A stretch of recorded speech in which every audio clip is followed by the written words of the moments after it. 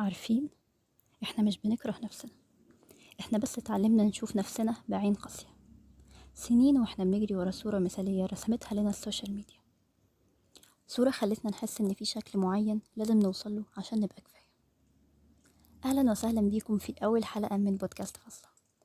النهاردة ان شاء الله هنتكلم عن موضوع مهم جدا، وهو موضوع الجمال المزيف. الموضوع ده مهم جدا، واهميته في انه بيلمس واقعنا وحياتنا كلنا. يعني هي مشكلة تعتبر أو بيعاني منها معظمنا، ده لو ما كانش كلنا، وبالأخص الصغيرين مننا.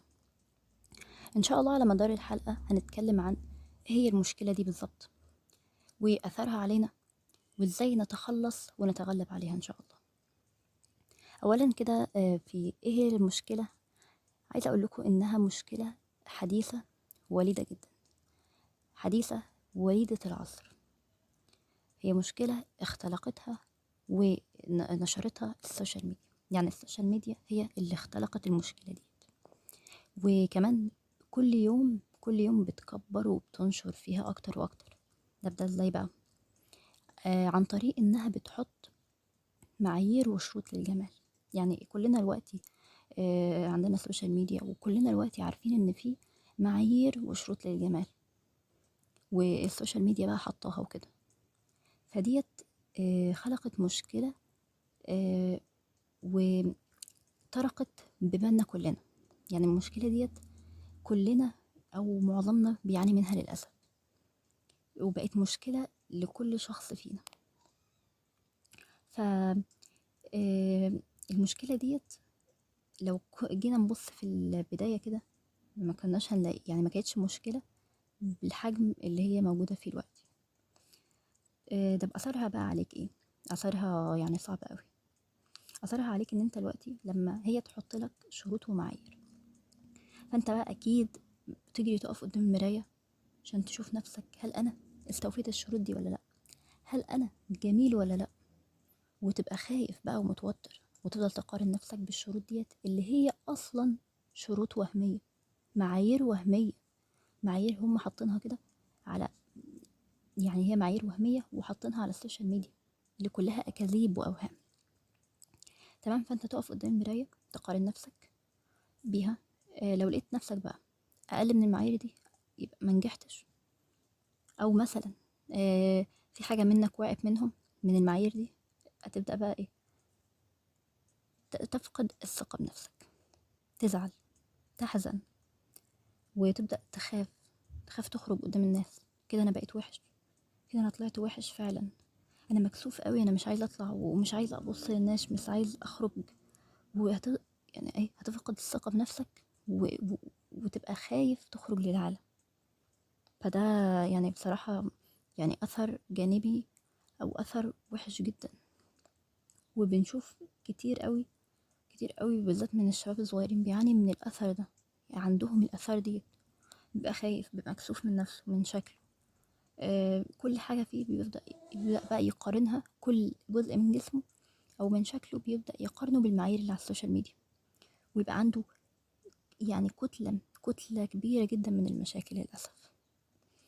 طب هل يعني بقى هل هي فعلا مشكلة؟ احنا بقى عايزين الحل. هي يعني هل هي يعني المشكلة اللي هي اختلقتها ديت، يعني هي فعلا مشكلة؟ يعني أنا عايزة أقول لكم وأعرفكم يا جماعة إنها والله العظيم ما هي مشكلة. يعني الجمال ده مش مشكلة. يعني ديت مفيش حاجة اسمها جمال. يعني مفيش حاجة اسمها شخص جميل وشخص مش جميل أبدا، وأنا هثبت لكم وأقول لكم كده. يعني ديت حاجة أوهام، وهم هم اختلقوه وأقنعوك بيه، وللأسف خلوك تعاني منه كمان. فالحقيقي إن مفيش أبدا على أرض الواقع بقى، على أرض الحقيقة، بعيد عن السوشيال ميديا وأكاذيبها، مفيش أبدا أبدا شخص جميل وشخص من جميل مش جميل. يعني إحنا كلنا عندنا الجمال، كلنا مولودين بالجمال. يعني إيه؟ كلنا الحمد لله نمتلك النعمة دي، نمتلك نعمة الجمال. تمام. طب نمتلكها. بس في بقى تركاية أو فرق صغير بين شخص يظهر النعمة دي وشخص ما أظهرهاش، أخفاها، طمسها. طب إزاي أظهرها بقى وإزاي أخفيها؟ طب نتخيل مع بعض كده. لو أنت عندك نبتة، اشتريت نبتة وردة جميلة، عندك نبتة، أنت لو ما اهتمتش بيها كل يوم، سقيتها، وفرت لها الظروف المناسبة، حطيت لها السماد، هل أنت تنتظر منها في النهاية إنها تكون وردة جميلة؟ تنتظر منها كده؟ لا طبعا، ده مش هيحصل أبدا، هتذبل وهتموت أكيد. فأنت برضو كده، الجمال دي نعمة ربنا وهبها لك، وهبها لكل شخص فينا. مفيش شخص ربنا خلقه من غيرها يا عيني، لا، كلنا الحمد لله عندنا النعمة دي. تمام. ففي 4 أشياء احنا لو عملناهم هنظهر الجمال. أول حاجة عندنا وهي الشكل. هتقولي لي بقى الشكل والمعايير اللي هم حاطينها؟ لا، أنا هنا قصدي الشكل اللي ربنا خلقك بيه مميز عن الجميع. يعني اتخلقت مناخيرك، عيونك، شعرك، بشرتك، جسمك. انا ما قلتش يبقوا بستاندرد معين، يعني مش بمعايير معينه، مش مثلا شعرك يبقى لونه مثلا حاجه معينه، او عيونك تبقى شكلها مميز، او بشرتك. لا، انت مجرد اختلافك اللي ربنا خلقك بيه ده هو شكلك. ودي حاجه الحمد لله كلنا مختلفين عن بعض، كلنا مختلفين، مفيش حد شبه التاني. يبقى احنا كده الحمد لله ضامنين اول حاجه وهي الشكل. وطبعا ربنا يشفي كل مريض اتحرم من اي نعمه. تاني حاجة عندنا وهي اهتمامك بنفسك، زي ما أنا ما قلت في مثال النبتة. عندك نبتة ونعمة، هي نبتة وردة، اهتميت بيها ووفرت لها الظروف المناسبة إنها تبقى وردة، هتظهر وهتطلع لك أفضل نتيجة. نبقى أهملتها بقى وسبتها تذبل وتموت، خلاص هتبقى هتموت خلاص، تنتظر منها إيه؟ فشكلك نفس الكلام، أنت ربنا عطيك نعمة، فلازم تهتم بيه وتلتزم بعادات تخدم الشكل ده وتطلع أفضل نتيجة. يعني مثلا تهتم بأكلك، وتهتم بنومك، تهتم بعاداتك يعني، وكمان تهتم بستايلك، يعني تهتم ان انت تظهر افضل ما فيك. لازم تدور على الحاجة اللي بتخليك افضل حاجة، اللي عارفة الحاجة اللي بتطلع افضل ما فينا. تمام، لازم تهتم بنفسك. يبقى ديت اول حاجة، اول عامل، ده الحمد لله معانا وتاني عامل في ايدينا. تمام، ندخل بقى على ثالث عامل وهو اخلاقك بالنسبة لي مهم جدا واهميته. يعني انا ممكن لو اجي اصنفه ممكن يبقى اعلى من اهتمامك بشكلك بسنة صغيرة جدا، لكن هما الثلاثة عوامل اللي انا هقولهم دول في مرتبة واحدة يعتبر قريبين، لكن اخلاقك على شوية. اخلاقك يا جماعة، اكيد قابلنا شخص، او انت مثلا في شخص كده تحب ان انت تقعد معاه وتحب تكلمه، شخص عارفة يعني بيبقى بسبب ايه؟ ان هو اخلاقه حلوة. اكيد يعني يا جماعة، انا لو خيرتكم، هل تحبوا تقعدوا مع شخص اخلاقه حلوة ولا اخلاقه وحشة؟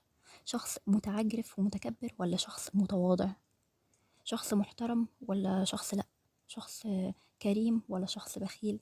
تمام، فشخص اخلاقه حلوة ولا شخص اخلاقه وحشة؟ اكيد شخص اخلاقه حلوة بنسبة كبيرة.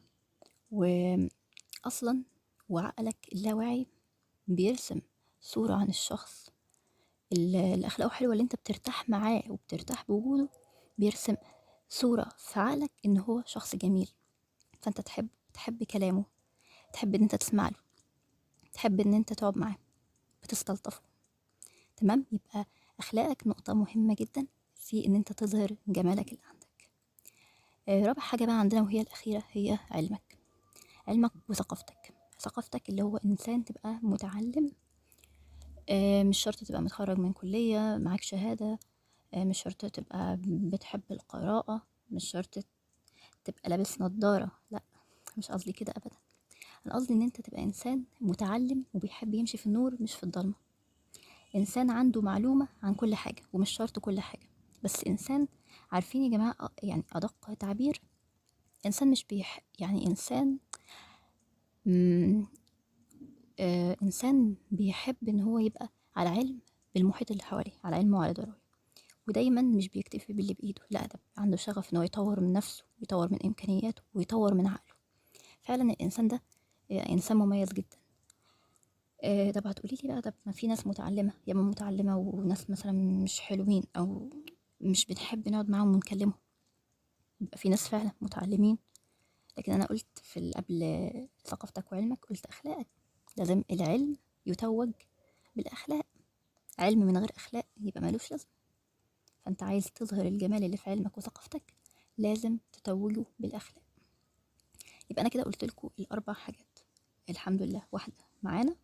3 الحاجات الباقيين دول في إيدينا، وإحنا اللي بإيدينا نطور من نفسنا ونزود من مستواهم. ال3 حاجات دول يا جماعة، انت لو سعيت دايما انت تطور من نفسك فيهم وتزودهم، فانت كده مبروك عليك. فعلا انت كده أظهرت الجمال اللي عندك. ولازم دايما دايما تحاول وتسعى. محاولتك ديت أصلا في حد ذاتها شرف، شرف ان انت، شرف ويعني وجمال في حد ذاتها. تمام.